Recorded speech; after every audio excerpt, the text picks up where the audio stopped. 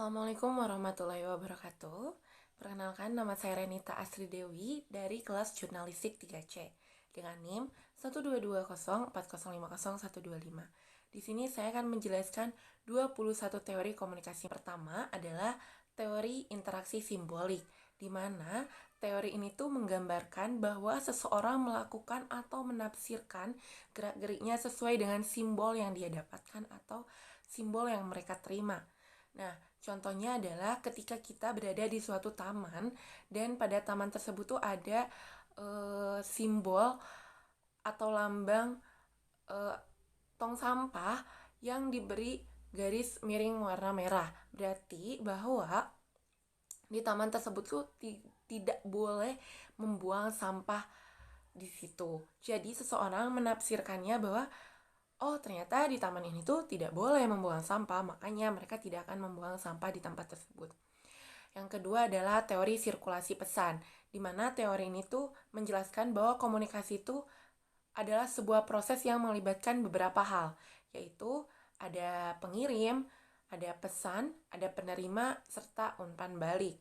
Contohnya adalah komunikasi antara dua orang atau lebih. Ketiga adalah teori komunikasi antara budaya, di mana teori ini tuh menjelaskan atau menggambarkan bagaimana komunikasi yang terjadi antara individu yang berbeda budaya gitu.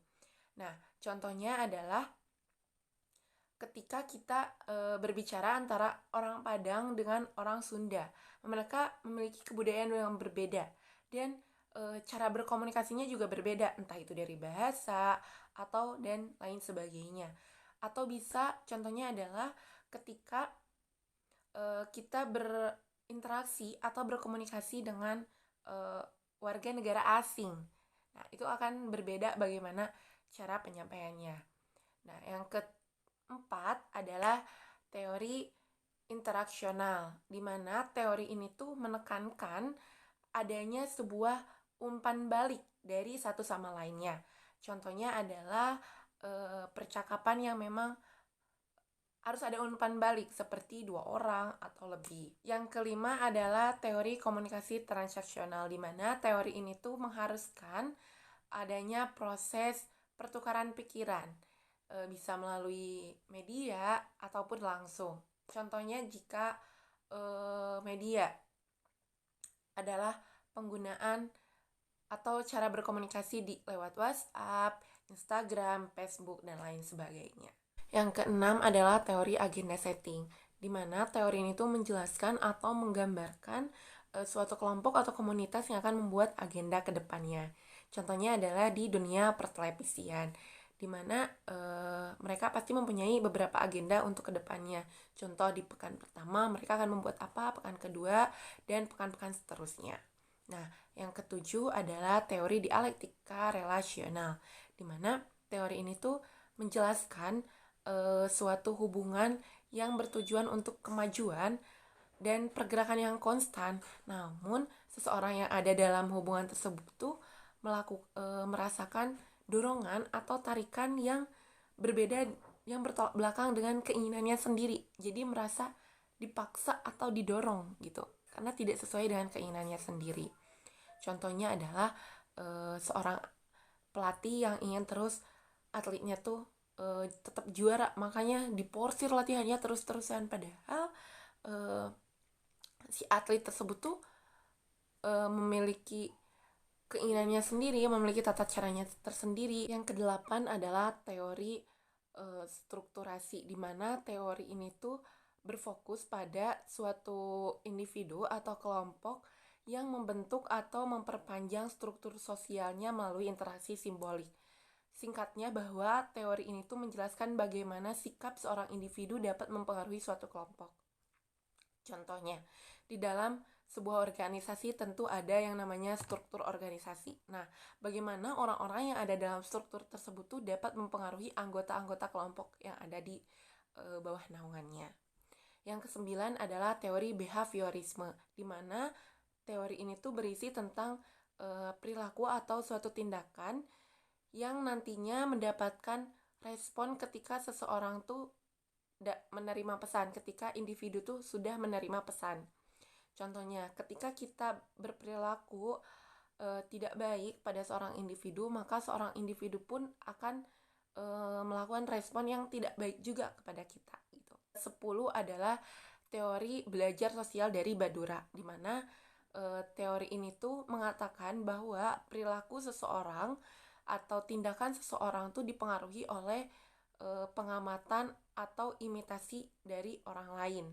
Contohnya, ketika kita melihat seseorang tuh melakukan kebaikan atau berbuat baik, maka kita secara tidak sadar kestimulus untuk melakukan hal-hal tersebut. Yang ke-11 adalah teori efek terbatas, di mana teori ini tuh mengatakan bahwa setiap pesan yang disampaikan itu dampaknya tidak keseluruhan, namun hanya beberapa. Contohnya mungkin pada media online, di mana tidak semua orang tuh memiliki akun media sosial.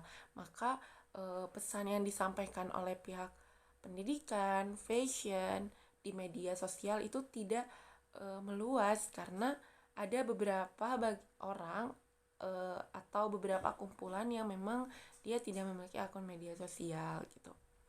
Yang ke-12 adalah teori komunikasi massa, di mana teori ini tuh lahir dari asumsi dan pengamatan mengenai fenomena yang terjadi di kehidupan, di mana media massa itu sendiri tuh mempengaruhi dan membentuk bagaimana kehidupan manusia atau mengarahkan kehidupan manusia itu sendiri gitu. Contohnya ketika seseorang mempunyai komputer dan bisa mengoperasikannya, maka seseorang itu tuh akan membuat sesuatu lalu mempublikasikannya melalui komputer tersebut gitu kepada halayak luas. Yang ke-13 adalah teori social learning, di mana teori ini tuh menjelaskan tentang perilaku belajar manusia, di mana teori ini tuh menganggap bahwa belajar itu dapat dilakukan dengan atau dapat dilakukan secara internal dengan cara melakukan observasi terhadap perilaku kelompok sosial. Jadi bukan hanya hasil dari respon atau stimulus eksternal saja. Contohnya adalah seorang pelajar yang meniru kemampuan atau kecakapannya yang didemonstrasikan oleh seorang guru sebagai model siswa. Yang ke-14 adalah teori spiral of silence, di mana teori ini tuh memberikan perhatian kepada pandangan mayoritas dan menekan pandangan minoritas, di mana pandangan minoritas ini tuh cenderung kurang tegas dalam menyampaikan suatu pandangan. Nah, contohnya, ketika kita berada di suatu kumpulan yang sedang membahas suatu topik, maka secara tidak sadar kita tuh akan mengikuti pendapat yang lebih populer gitu dibandingkan yang tidak atau dibandingkan yang minor, karena untuk mempertahankan hubungan sosialnya. Yang ke-15 adalah teori use and gratification atau penggunaan dan kepuasan, di mana dalam media berkomunikasi, pengguna media itu tuh adalah sebagai pihak utama karena dapat memilih atau menentukan media mana yang memang berpengaruh dan yang sesuai dengan kebutuhan kita. Contohnya, kita seorang pelajar, maka media apa yang kita butuhin, kayak channel TV apa yang kita butuhin, karena kita sebagai pihak utama yang akan menentukan media mana yang sekiranya membantu dan berpengaruh untuk kita ke depannya. Ke-16 adalah teori komunikasi sibernik, di mana teori ini tuh adalah sebuah sistem yang menjadi pengontrol saat terjadinya kegiatan komunikasi, baik kelompok dengan sistem, baik lingkungan dengan sistem maupun sistem dengan sistem. Dan biasanya digunakan oleh seorang siswa yang ingin meraih hasil belajar yang efektif. Nah, yang ke-17 adalah teori komunikasi interpersonal, di mana komunikasi ini tuh terjadi antara dua individu yang dilakukan secara tatap muka. Contohnya adalah ketika kita berkomunikasi dengan teman di kelas atau saat bertemu. Yang ke-18 adalah teori komunikasi pemasaran, di mana teori ini tuh berfokus pada bagaimana kita memasarkan atau membuat marketing untuk mempromosikan barang atau jasa yang kita perjualkan. Contohnya, kita mempromosikan barang kepada mempromosikan barang yang kita jual kepada teman kita melalui media sosial atau secara tetap langsung gitu, dengan memberikan atau menawarkannya kelebihan dari produk yang kita jual tuh apa gitu, dan lain sebagainya. Yang ke-19 adalah teori kognitif disonan, di mana teori ini tuh membahas tentang ketidaknyamanan seseorang akibat konflik yang timbul dari pikiran itu sendiri. Jadi kayak ketidaknyamanannya itu lahir dari pikiran kita sendiri gitu. Yang ke-20 adalah teori komunikasi sikap atau standpoint, di mana teori itu menjelaskan bahwa salah satu cara terbaik untuk kita mengetahui keadaan dunia adalah dimulai dari sikap atau sudut pandang seorang wanita. Ke-21 atau yang terakhir adalah teori komunikasi pengharapan nilai, di mana teori ini tuh bertujuan untuk mengetahui pengaruh penggunaan media terhadap massa atau halayak. Jadi teori itu untuk mengetahui bagaimana atau seberpengaruh apa media itu untuk halayak luas. Nah, mungkin sekian pemaparan tentang 21 teori komunikasi yang dapat saya jelaskan. Sekian dari saya. Wassalamualaikum warahmatullahi wabarakatuh.